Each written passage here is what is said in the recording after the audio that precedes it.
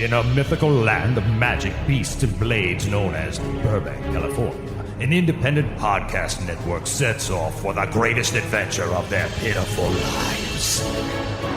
This is Dungeons and Dragon Wagon.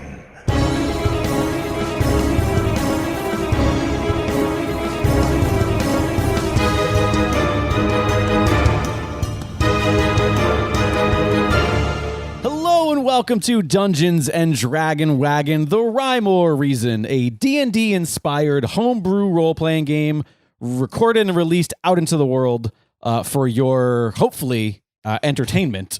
I am your no way in hell at all humble host, Jake Lloyd. Nope. Follow me on Twitter, @LiquidJake, on Instagram, @Jake Lloyd. And I am playing the half-orc fighter, Junk.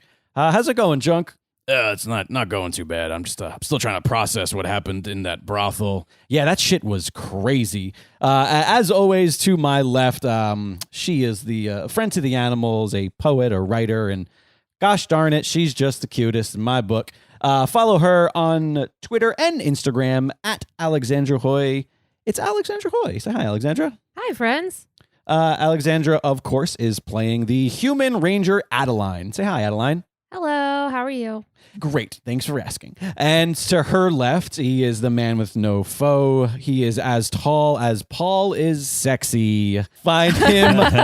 Whoa, mixing it up. That's a reference all the way back to like episode 2 or something. Find him on Twitter @Matt_Hingstman and on Instagram @MHingstman. Say hello. Say hello. Hi. Say hi, Matt Hingstman. Hello. Hi. Matt, of course, is playing the rogue shadow elf Matson. Say hi, Matson. Hi. And this week, our guest in quest, we are so excited to have her. You can follow her on Twitter and Twitch @PocketGina and on Instagram @KittyHawk. That's with 2 eyes because that's just how she rolls. She's an actress, producer, and all-around wizard, but also an RPG aficionado. You might have seen her on Geek and Sundry shows like Vast and Shield of Tomorrow, Tempting Fate on Saving Throw, maybe the podcast Plunders and Blunders, and so much more. We are so excited to have her here. It's Gina DeVivo. Hi. Do you want to be my hype man? Just follow me around Sure. and talk me up like that? Sure. Is there a rate? What's the rate? My undying love. All right, I'll take it. Great. I like it. Is DeVivo? Did I do that right? Yeah, you did great. I like anytime somebody has like an Italian-sounding last name because I feel like my accent really gets to do its job. Ooh, the then Long Island. you got to say my full name though, and you got to do it with the Italian hand. You got to go Gina DeVivo. Gina DeVivo. Nailed it. Oh, Ooh. that is rather nice. Wow. That is rather nice. It just becomes one name, just a big of Italianness. Well, we are so happy to have you here. I'm happy to be here. Regardless of my pronunciation of your name. Hopefully you have a bearing on these lands of some sort. You know what you're getting yourself into? I'll find my footing eventually. Perfect. With that, I'm going to hand the reins off to the man who created these lands. He is the host of Myth Understood. Follow him on Instagram @ThePaulBianchi and on Twitter nowhere because he's too cool for Twitter. It's our dungeon master, Paul Bianchi. Hey, I'm really happy to be seated next to a fellow Italian. High five. Yeah. Oh, we can almost reach. The listeners will think that you guys nailed that. Yeah, that's it what's was. important. We'll add in We did, the sound effect. really of good sound effect. Yeah. Can we get like a clapboard like from a movie set? A real life movie set? That'd be cool. This intro was a little bit different than the other ones. Oh. But I hope that it's exciting because to me it's going to answer a question that maybe you guys didn't know that you were asking, but you'll get it right now. So How intriguing. Yeah. So away we go back into the realm of Rymor. Let's keep that sound effect in, please. We are about to enter Chapter 4, Blood from a Stone.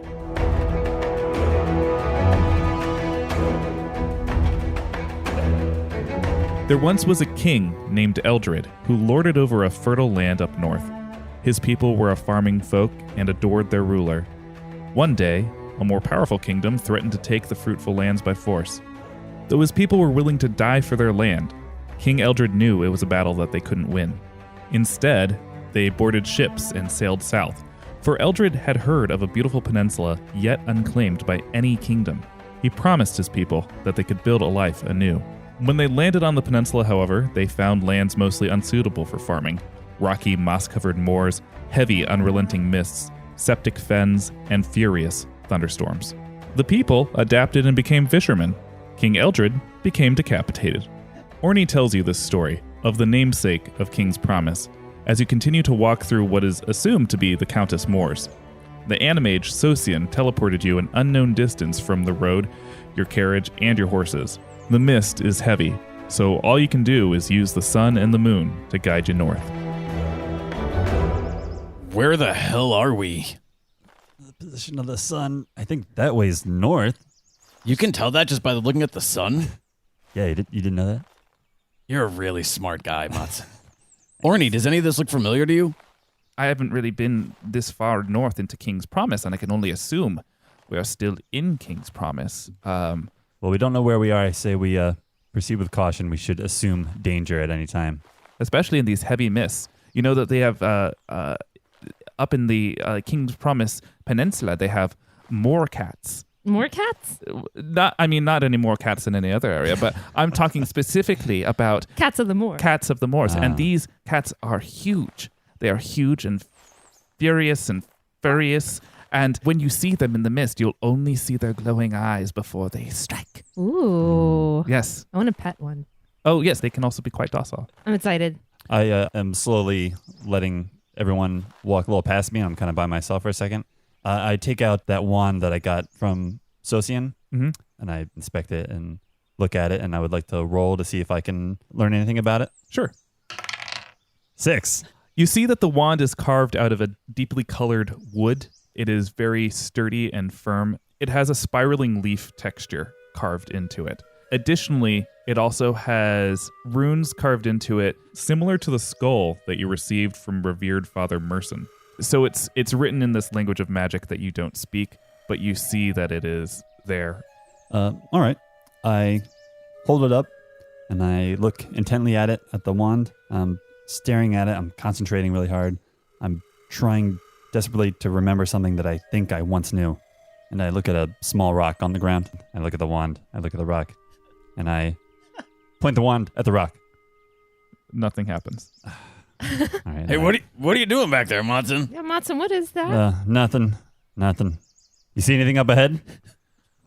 Someone roll for perception Yeah, to see if we see something up I ahead. I'll do that to see and if I can answer his question. Perfect 20. Natty. Ooh. As if there's a wind god working for you. A billow occurs in the mist that allows you to see very far into the distance, further than anyone should be able to see because it is so misty and foggy. And you see a shack in the distance that looks like it was drawn by Tim Burton. Like it is nice. blackened and twisty and to one side. There's a tree next to it, and because you rolled a natural 20, you can tell from this distance that it is a pomegranate tree. There is also a stable and some sort of a cart off to one side. You really can see the hell out of this house. Hey guys, there's this really awesome house up ahead, and it's got a pomegranate tree. I love pomegranates. I would love to go snag a pomegranate off Me that too. tree if we I've can. never had a pomegranate. You have not lived. Let's go. And don't take them for granted either. Oh, I get it, because it's a pomegranate. Oh, Yeah. I like you, Ormy. So it takes 25 minutes to walk to the house. The moors are all very flat, so you could see very far to it, but it was still quite a distance. So you walked towards the house, and as you get closer to the house, you can make more of it out. All of you can. It's got a little fence in front of it, and there's also a large moorcat in the stable, and it has a saddle on it, and it's behind a little gate. This is exactly what I was hoping for. Do you guys see this? Ooh, approach carefully, Adeline. I mean, it has a saddle. As you get closer, you hear from the inside of the house a man's voice. That's right. Just come this way. I foresaw that you would be coming. Please find your way in. Don't worry, I have soup. Oh, hey, yeah, thanks. I appreciate your kindness. I was actually just admiring your pomegranate tree. Are there any fresh pomegranates on it? No. No. All right. You look at the pomegranate tree. There are clearly pomegranates on the tree, though. But it looks like there are some pomegranates. I could see them hanging. They're not fresh. Can I want to roll for a sleight of hand and take a pomegranate. Am I close enough that I can take a pomegranate? Yeah. All right, I'm going to roll for sleight of hand. Oh, sweet. 13, and I have 3 sleight of hand.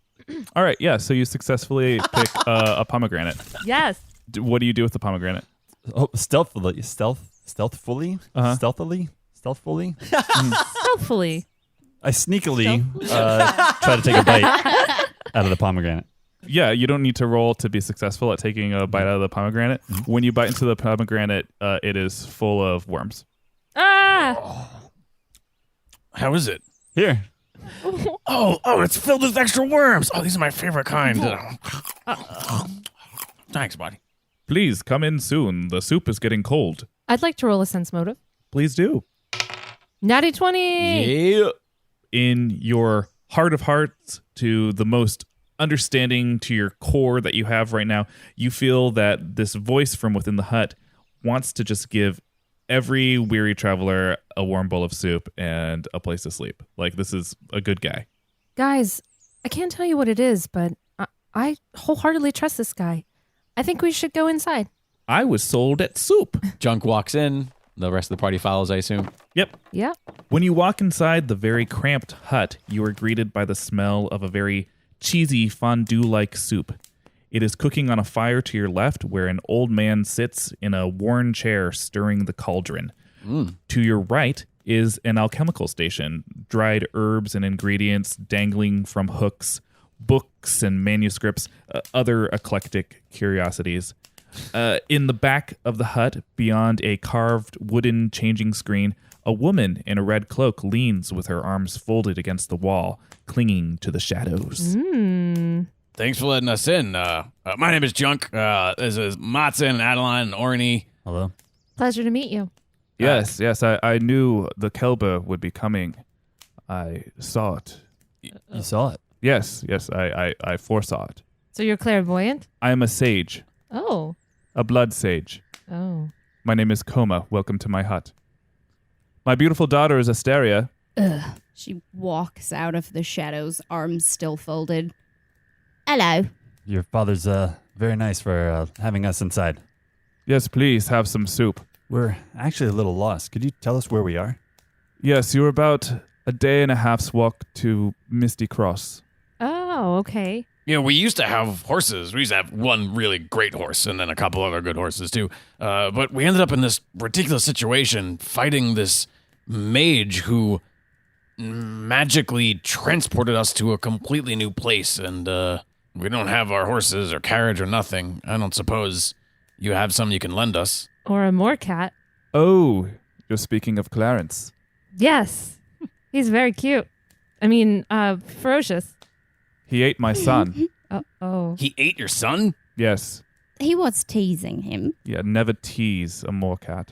Oh. Good to know. Very I serious. like more cats. Listen, please have some soup. I knew that you would be coming because this land is in danger. We're up here seeking aid for the turmoil that is Shell's Basin. Are you telling us that King's Promise is also in danger? There is a shadow growing across all of Rymor. The events set in motion by the gnomes may very well bring ruin to the entire region, and further. The steps taken by you and your Kelber should not be taken lightly. You could save us. You could doom us. Please have some soup. Wait. Fuck soup. What, Adeline? Well, we don't want that. We don't want to doom anyone. Please, you must tell us what we can do to ensure this doesn't happen. He can tell you for a small fee. Oh, Asteria. What would that be? How much you got? My You know, girl- that's actually a great question. How much do you have, Matson? I have some gold. All right. I got some gold, too. We're pretty modest. I have like 348 gold on me. So anyway, Really? Walks further out, and now you can sort of see that she's got long, dark, braided hair. Wow, I love your braids. You know, my mom had braids just like that. Really? You don't have any Orkin in you, do you? No, I don't believe that I birthed you. No, I don't mean that you were my mom. I mean, if you had, never mind. It's okay. How much for the information from your dad and for the pomegranate? that Matson stole off of the tree? Dude. Well, for the vandalism and the fortune, I think 150 gold should be about right, Father? You do as you please, Asteria. How about 100 gold?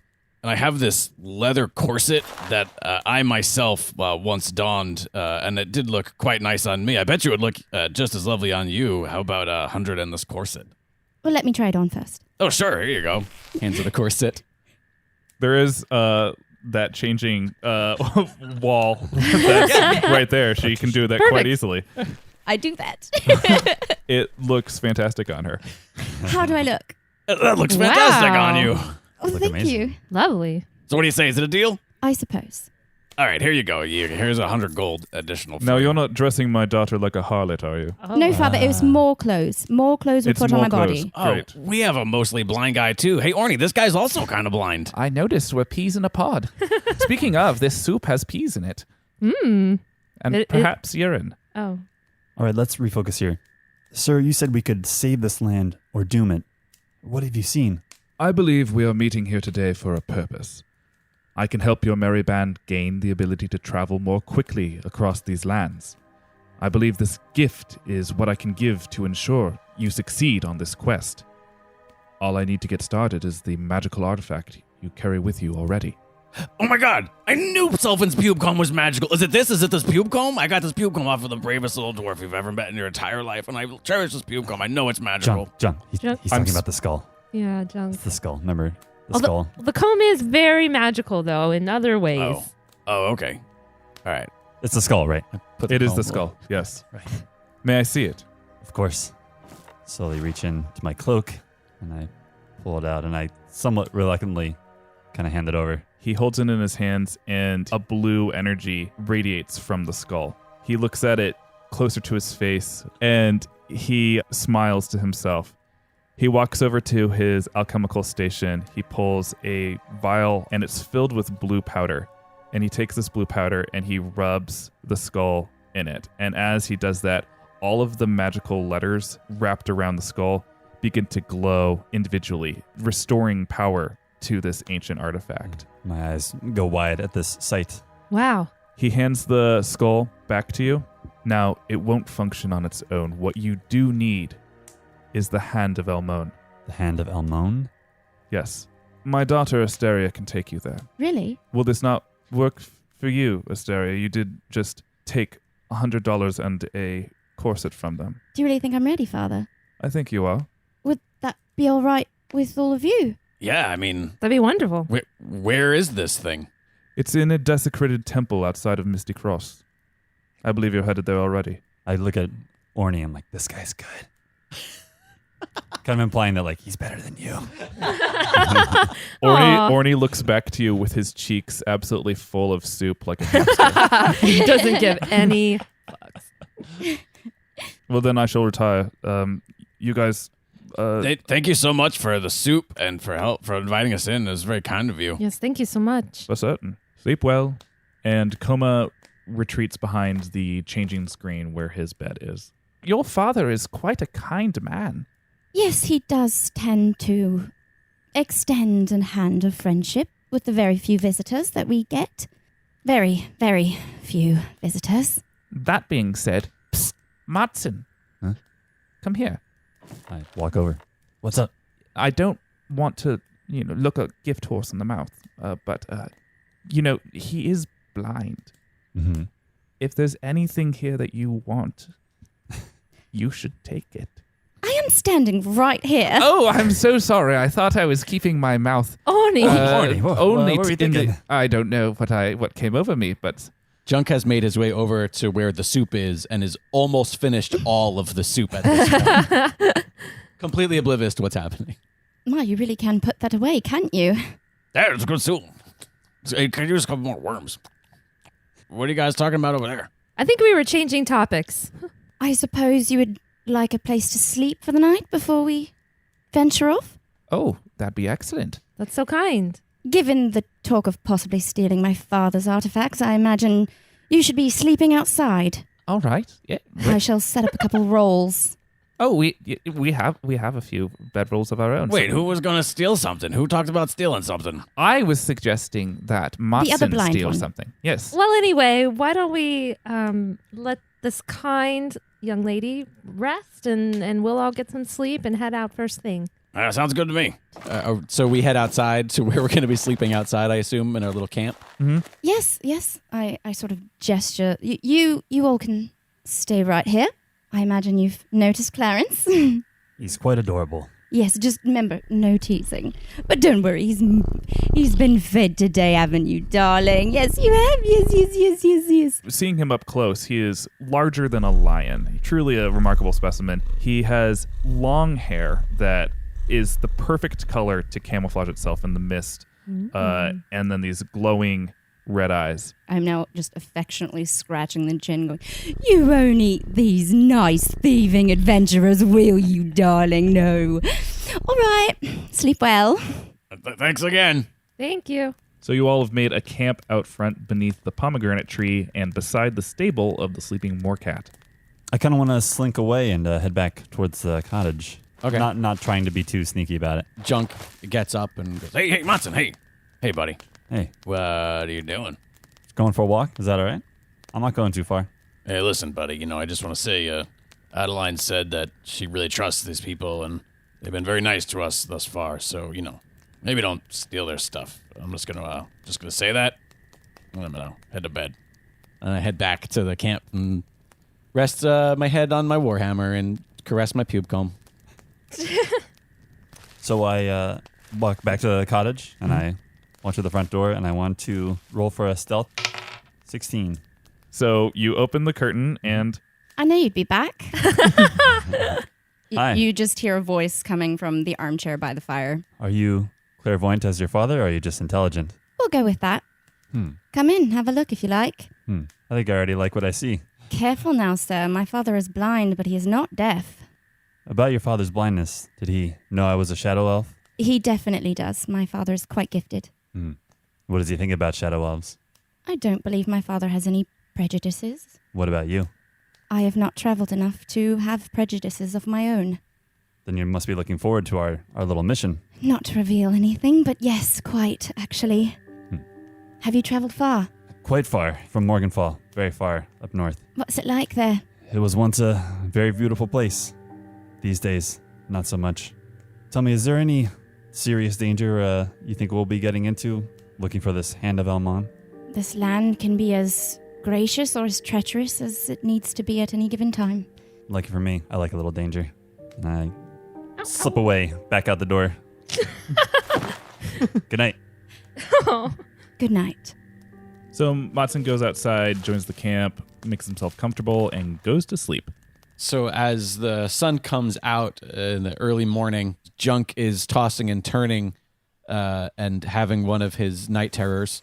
He has night terrors. Have we not set that up yet? He rolls over and accidentally hits into the pen of the moorcat. You instinctively look to see if you've startled Clarence. Yeah. Clarence is not there. Can I roll for my Sixth Sense perk? Yeah. To see if there's any inherent hidden danger? 13? You sense that Clarence is nearby, but is no longer in the pen. I think I'm already awake at this point, and I walk over to Junk. Junk, time to get up. It's time to hit the road. Oh, really? I'm still really tired. But I guess if Adeline, What's going on? You too. What? Hitting the road. It's time to go. hey guys, What? Clarence What's up? isn't there. What? Where'd he go? I don't know. I just woke up. I just rolled into a fence. You sure his eyes just aren't closed? He was kind of dark. It's No, still I- dark out, kind of. I have dark vision. That's true. I'm very good at seeing things. It's one of the few things I do well. I'm sure Clarence is just with Asteria. Let's go inside the cottage and find out. All right. Should we wake up Orny or just let him sleep? He's tired and old. Let him sleep. All right. And then I step over Orny as we walk past him. Roll for clumsy check. All right. That is a 9. That is a 9. You safely step over Orny, grazing his nose. Oh, no. He just does one of those. I'll put on that Viking hat later. Oh, little guy's probably dreaming of one of his many sexual escapades. So you walk into the cottage again. Coma is stirring at his alchemical station. I'm not in the cottage, but her bag is packed and on the table. Sir, is Saria around? I think we're about ready to go. Oh, yes, that girl, she's grown into quite a lovely young woman, but she still likes to frolic in the morning. Frolic? Well, that's what I call it. She sort of traipses about in a gloomy way. Did you sleep well? The earthworms didn't get you. The earthworms? You mean the ones that are delightfully inside those pomegranates? No, I'm talking about the ones in the ground. Oh, it doesn't sound like a big deal to me. They are 7 feet long. Oh. Luckily, we didn't have any visitors. If you are going to be off, I have a dried rabbit by the kitchen fire. Oh. So you can take one of those on your way out. That sounds fantastic. Thank you so much. Hey, I know this is an odd request. You don't by any chance have any hamster testicles in a jar anywhere, do you? No. I have an entire inventory of things that you guys have not looked at. But no, I don't have any hamster testicles. All right. Well, I mean, maybe think about getting them in the future. I'd like to roll a perception check, see what's on his desk. Yeah. So I got a 3, but I also have a +3. Well, looking at Coma's desk and shelves, you see a jar of violet butterfly wings, a jar of viscous unidentified liquid, a jar that contains a dried human heart. You see 2 human skulls, a spike holding 3 human hands. You also see 2 beautiful ornate daggers, a hourglass full of red sand, 3 phylacteries, 4 raven quills and 1 ink jar, and also a book. Hey, Matson, do you see those daggers over there? Oh, those are beautiful. Sir, these daggers over here, they're incredible. Yes. Are they what I think they are? Those are traditional knives used for blood magic. You would cut your palm and engage in spellcraft with them. Blood magic was always something forbidden where I'm from.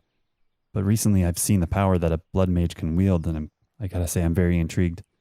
Is there anything I could offer you in exchange for one? I would love to learn how to use it. I foresaw this exchange. You have in your possession an Eleanor's Chris. It's a dark weapon in the wrong hands. If you are willing to part with it, I would give you something in return.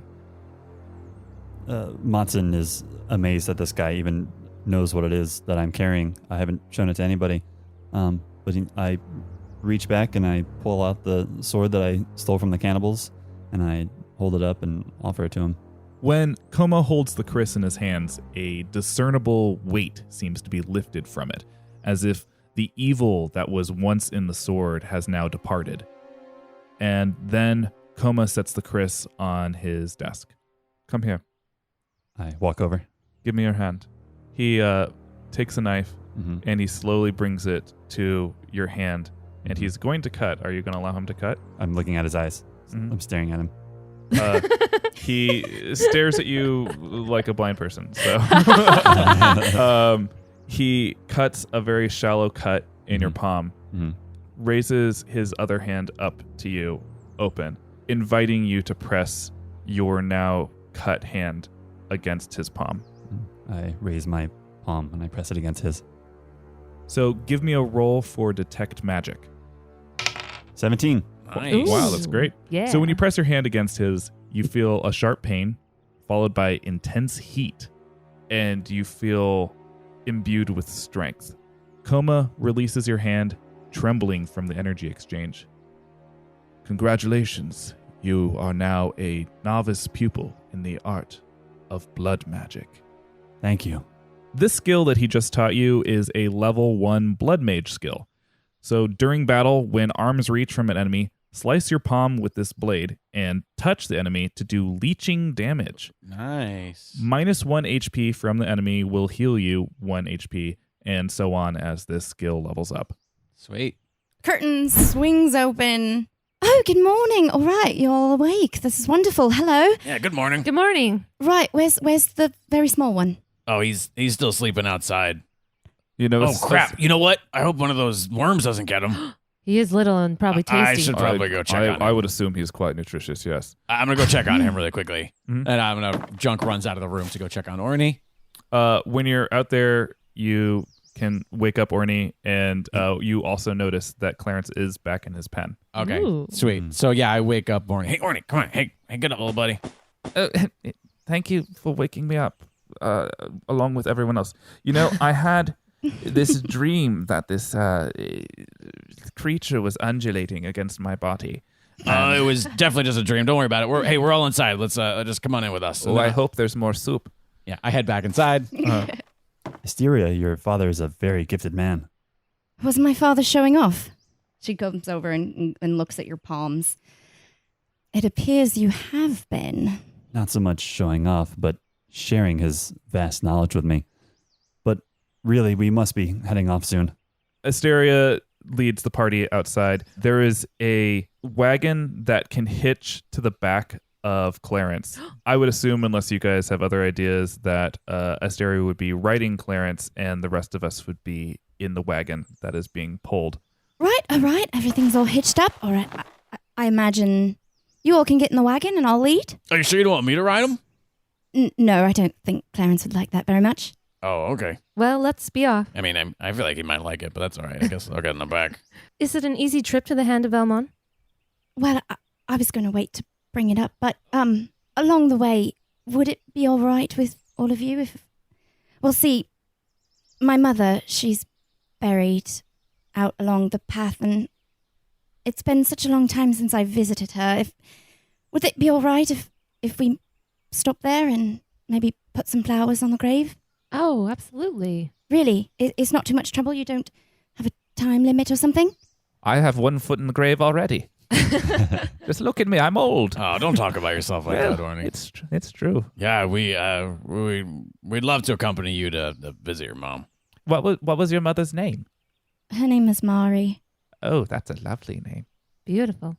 Thank you. Well, let's go before we get eaten by a worm. You head out northeast over mossy hills in the direction of Reshkoth Cemetery. As one would expect, being hitched to a cat, it's a very bumpy ride. The cat moves with the way that cats run, and while it seems fantastic for Asteria, who is riding it and is like with the motion of the cat, the rest of us are feeling seasick, perhaps. In fact, I actually think Junk should roll another clumsy roll to see if he is fine in this cart.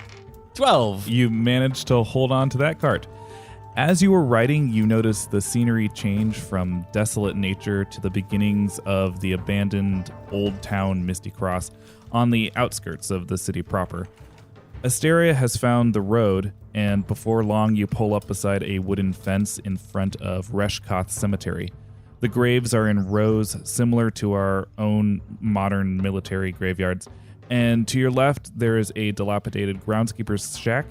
Beyond is a bridge that crosses the lazy Misty River, and up on a hilltop is a large mausoleum sandwiched between what looks like a pair of liquid-holding barrels or drums. I like that you said that it was specifically a lazy river. I'm just picturing just like tubes, people Yeah, strolling down it. Yeah, definitely youth groups will float down that river. But yeah, you are all now following Asteria as you have gotten off of the cart and hitched it and walking towards Asteria's mother's gravestone. If you don't mind me asking, Asteria, how did your mother die? It was a very long time ago. I was quite little when it happened. Just one of those things. Yeah, I got one of those things too. Right. As we arrive, you'll see a bunch of flowers that have very much hardened and dried and died, littering the gravesite. Asteria bends down and gathers them and collects them and sort of arranges them nicer. Right, I best go find some flowers, I suppose. Would you like any help? Sure, I'd love some. Yeah. As you stand at the grave and look back out towards the road, perhaps in the direction of trying to find flowers, you notice that, again, Clarence is gone. He's not at the cart. at all anymore. Where's the giant cat? I don't know. Give me one moment. Martin, would you mind? You look for flowers. I'll find my... As soon as you say that, there is a large thump that's heard. It's on the roof of the mausoleum. It causes all of you to turn. You look at the roof of the mausoleum, Adeline? and Clarence is standing on top of the mausoleum. Hey, guys, don't worry about it. I found him. Clarence, get down from there right now. That is not your mausoleum. No! You notice that Clarence is changing. Hair begins to molt. His tail shrinks into his asshole. Clarence is beginning to become a human man. Wait, is he turning into a man? Not just any man. Rare. And as soon as Asteria hears the voice, she knows the voice. It is her brother, Endymion. Endymion? And Wait. he is transformed into human form. That's your brother? Wait, I thought Clarence killed your brother. No, he never killed me. I chased him off, I did. And then I changed. I changed into Clarence to spy on you. And I knew what you've been up to. You've been a bad girl, Asteria. Now I can get my revenge. I don't know what you're talking about. And what have you done with the real Clarence? I chased him off. He's a scaredy cat. I want to run at him. As you run at him, Endymion holds up both of his hands. Here we go. And you guys start to hear a crunching sound, the sound of earth breaking. And here at the cemetery, bodies start to claw their ways out of the grave. Oh, no, you don't, little brother. Oh, yes, I do, big sister. Nice comeback. You Yeah. You know what, guys? Times like this, I really wish I would have had a sibling. Adeline draws her bow upon seeing this and starts panning the undead. And now it's time for everyone to roll for initiative. It's terrible. 6. Wow. 5. 4. 3. How is that even possible? Oh boy. If this was poker, we'd be on our way to a straight. Orny also rolled a 3. Oh, great. Great. From atop his mausoleum, and he's also completely naked. The saddle slid off of him. To be fair, he never really wore clothes when he wasn't a cat, so... He bends down and grabs a knife from the roof. He slashes both of his palms, but nothing really happens. Instead, he's choosing to use his turn to taunt. And he's like... When I see this, I'm equal parts scared and fascinated. You played right into my hand, big sister. I've been planning this trap for 4 whole years. 4 whole years of being a cat.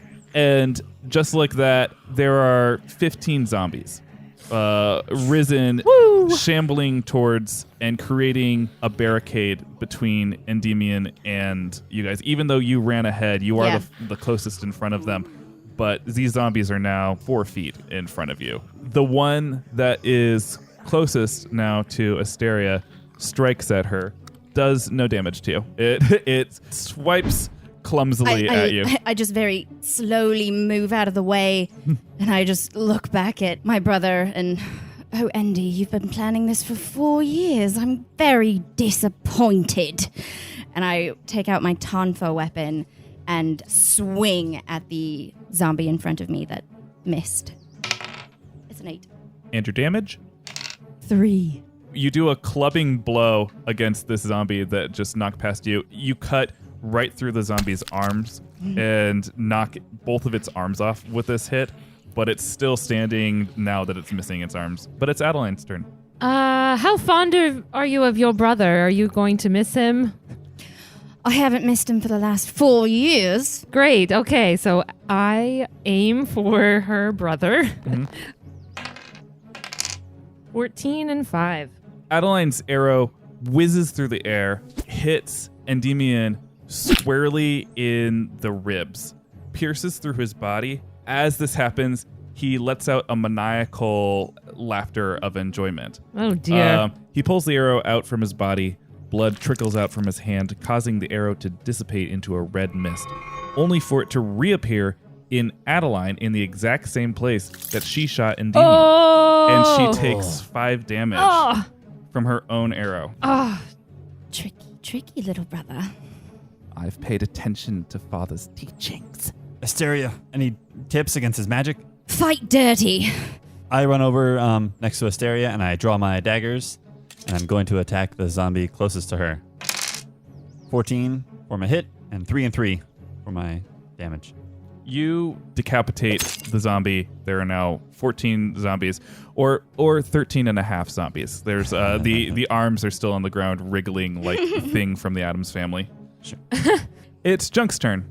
Okay, so I am going to rush towards a small group of these undead, grab my warhammer off my back, and begin my Rage Wind special attack, in which I am going to spin around furiously and try to destroy as many of these undead bastards as I can. 15 for 3. You fly towards these enemies. You're swinging your warhammer around. You knock out all 5 of these zombies' torsos. Ooh. But then their head and shoulder section and chest section lands on their hips. Uh-oh. So now they're just shorter zombies, but they all took a lot of damage, and like maybe you could kick them over and they would fall apart. Orny yells as if he knows, "You have to destroy the brains!"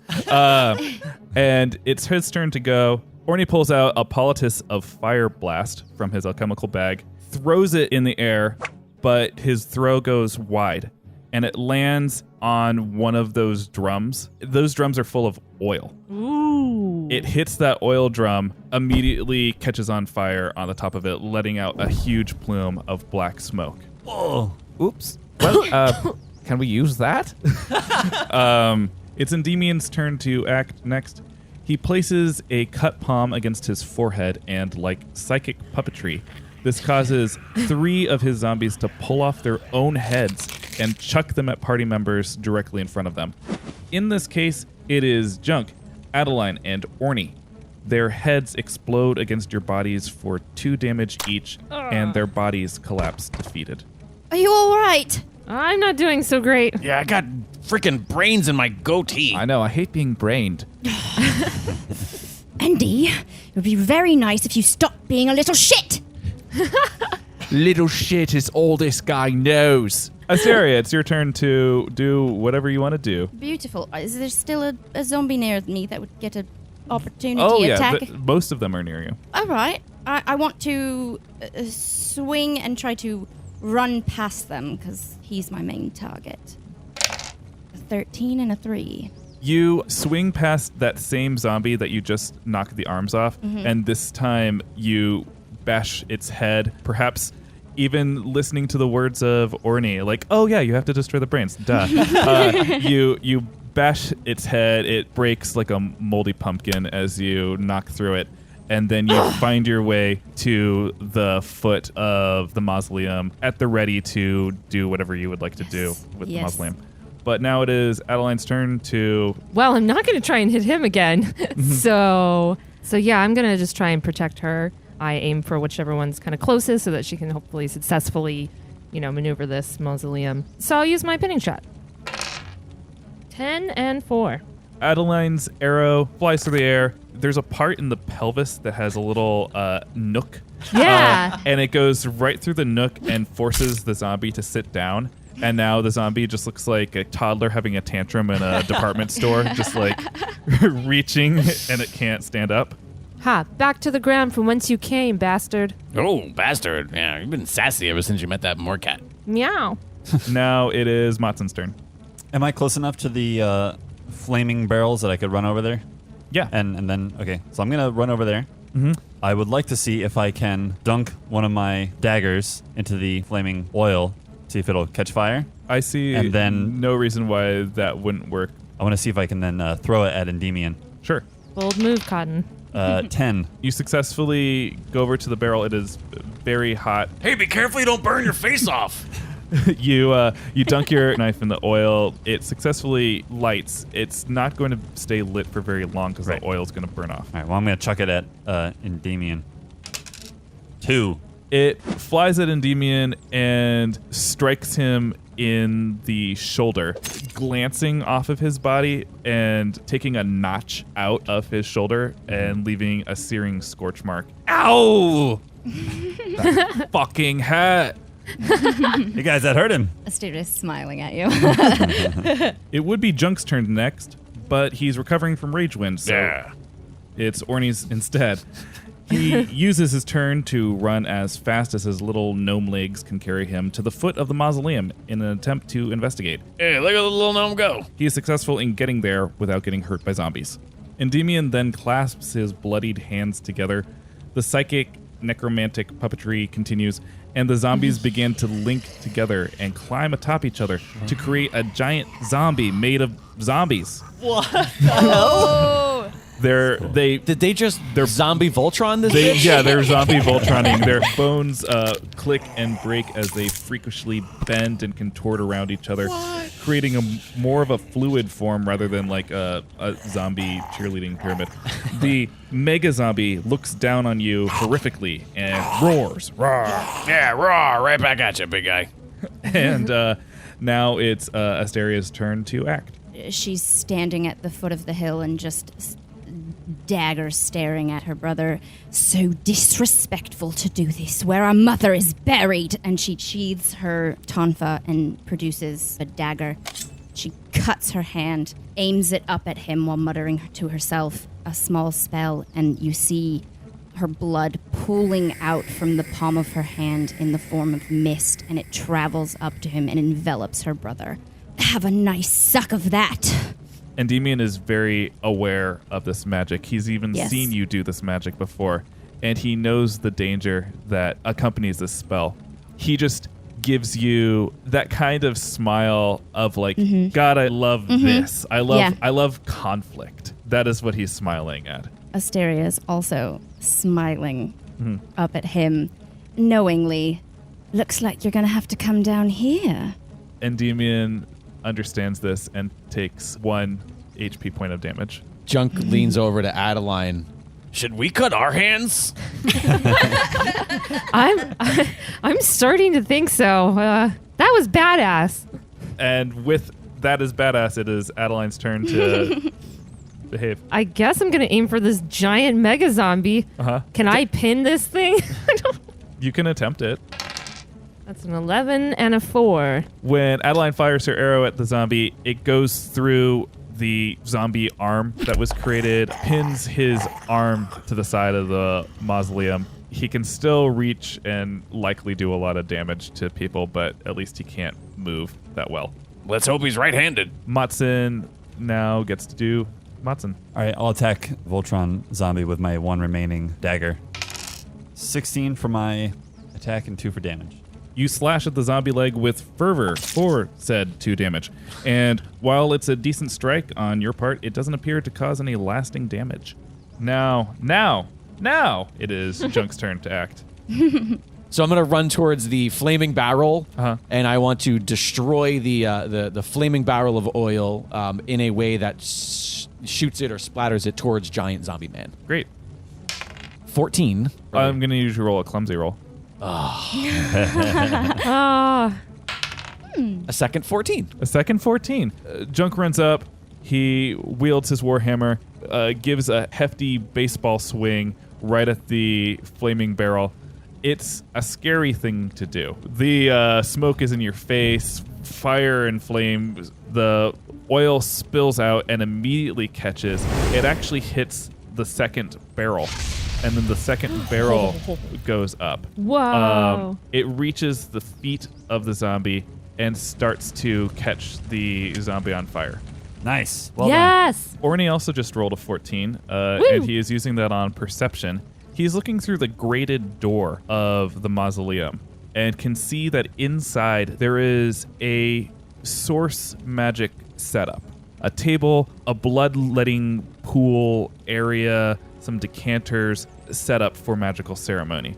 Orny tries the handle of the mausoleum, but he is too short. Aw. And he says, Hey, there's a look inside the mausoleum, people, please. it is Endymion's turn. As it is Endymion's turn, he takes 2 damage of HP. And this should give you a clue to how this blood mist that Asteria. The longer he stays in it, Yes. the more damage it does. Yeah. He coughs and he attempts to roll a counter spell. What's next? Are you going to make our mother's bones dance? He coughs and cackles because he rolled well. I'm sorry. That's okay. And he places his palms together and he says, "Enjoy your lunch." And he's not good at saying bad things. And when he does that, he swaps places with you immediately. And you are now on the top of the mausoleum next to the now burning zombie. And this is your first contact with your own spell, and you take 1 point of HP damage.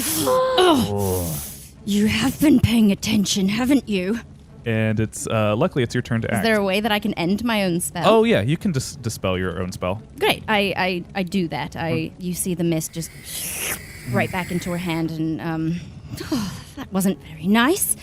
Her hand is still bleeding, and she slams it against her chest. I think it's time for you to get a little quieter. And I cast weakness on him. She swipes her hand down and leaves a trail of blood on her brand new leather corset. 11. Endymion winces and recoils at this sensation that he feels of this deep weakening. And because of his tie to the zombie, the giant zombie also withers and weakens with this weakness spell cast upon them both. He spits blood on the ground, but says nothing. And Adeline. Yeah, I guess I just aim for the zombie's head. I become the only one who could actually potentially damage him in that way. 14 and 2. 14 and 2. However, because the zombie has been cast with weakness that he shares with Endymion, you actually do 4 damage against the zombie's head. Unfortunately, the zombie has the conjoined HP of all 5 zombies, so he's still standing, but he's got an arrow sticking out of his forehead now like a unicorn. He's a unicorn zombie Voltron. And now it's Matson's turn. I run over to cover Orny.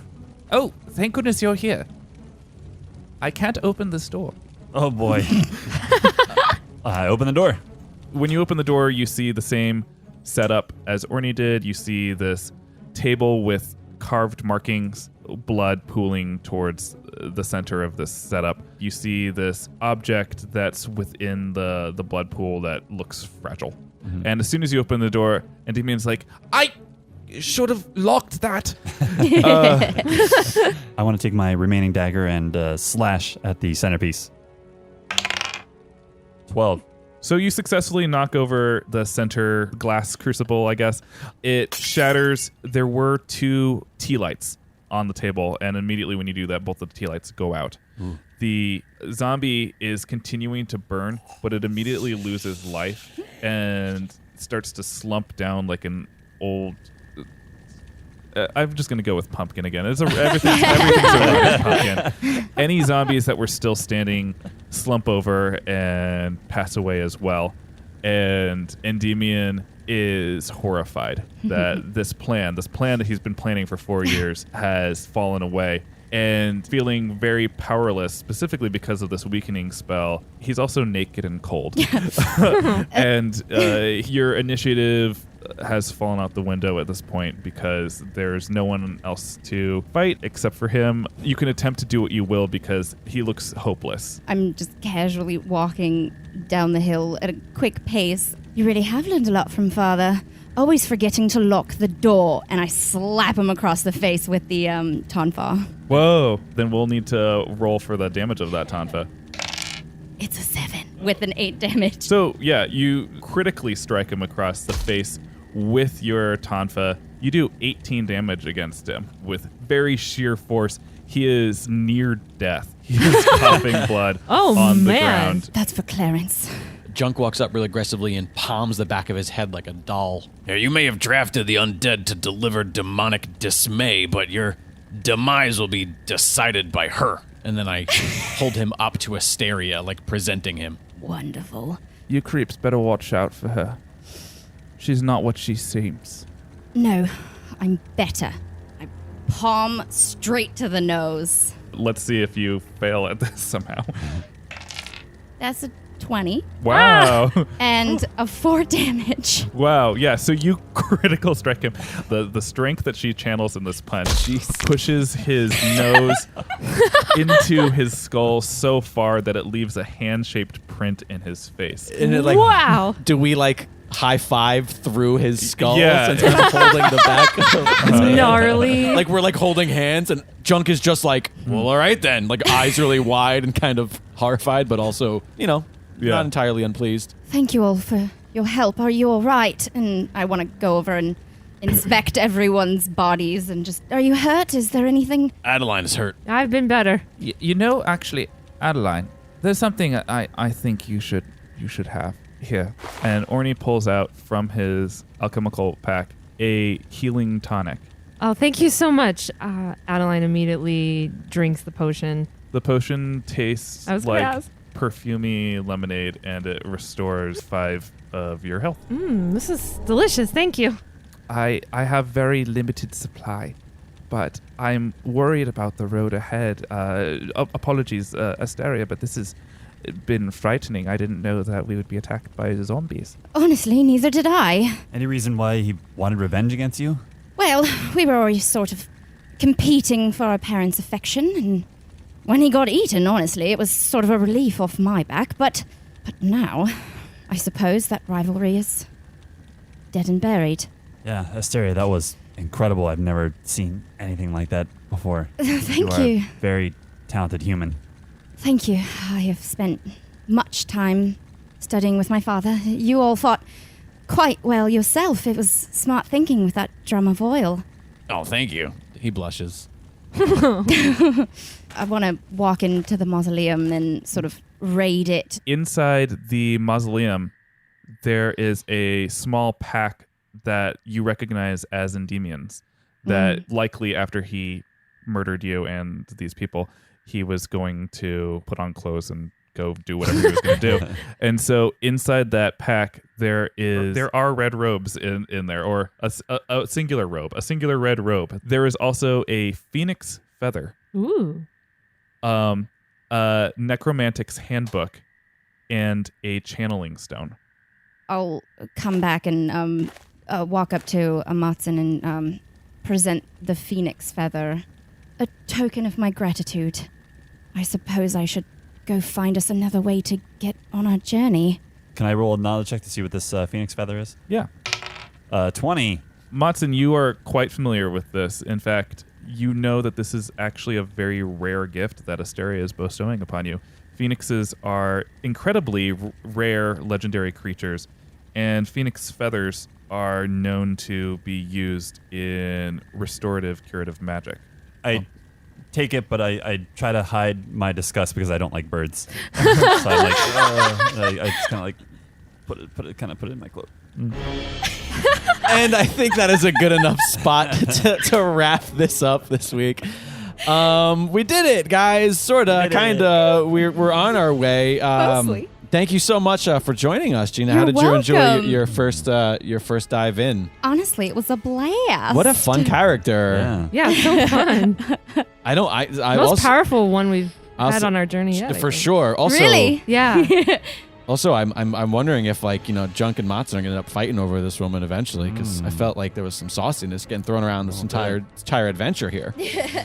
For slaying a zombie horde and assisting in the slaying of Endymion, you all get a nice 375 experience points. 375. Nice. Oh, Campfire likes that. Plus 375. 1860. 1860. And our next level up is at 3,000. You said. Sure is. Okay, so we still have quite a ways to go. So, really quickly, just to do the business that we do, make sure that if you are enjoying this, you are following us on all social media at D&DW Pod, and check out dndwpod.com for bonus content, as well as the brand new Dragon Wagon Radio shop. That is correct. The shop is officially open. Woo! You can get some great Dungeons and Dragon Wagon t-shirts, some mugs. There's some really cool designs. The Guest of Quest design is a personal favorite. There is also a sort of vintage travel-inspired Shell's Basin shirt that is really cool, and we're going to constantly be updating designs. The stuff you see there now will be constantly swapped out, so if you like it, get it while the getting is good. It's a great way to support the show. And the Dragon Wagon Radio Shop. Get your dragon swag on. Hey. And be sure to leave a review on iTunes. By rating and reviewing us, you are automatically entered to win a 1-month free subscription to Gamebox Monthly, a classic subscription. That is equals one free tabletop game just for leaving a review. Make sure you check out our roundtable episodes to find out if you've won. Once you leave a review, you are entered to win indefinitely for as long as we are doing the contest. So once you're in there, you're in. You can't win twice, but regardless, you get it. Leave a review. It's not that hard. So just easy. Do the review, and you probably get a free game because we don't have a ton of reviews, so the odds are really good. And, of course, Dragon Wagon Radio is a completely independent podcast network. If you're enjoying this show or any shows on the network, I urge you to show your support by going to dragonwagonradio.com/support and help us out. So thank you so much once again for joining us, Gina. Thank you so much for having me. Paul, say goodbye to the people. So long. Matthew. Bye. Alexandra. See you later. And on behalf of everybody here at Dungeons & Dragon Wagon, we will see you next quest.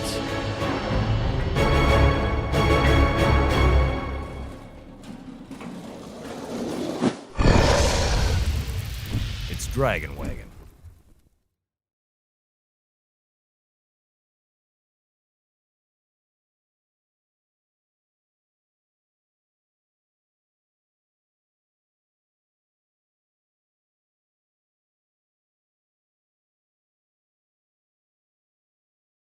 Today we're going to jump into chapter 4 of our quest, and I'm going to get made out with by a dog Campfire. right when I begin. Campfire, bring it down a notch, bud.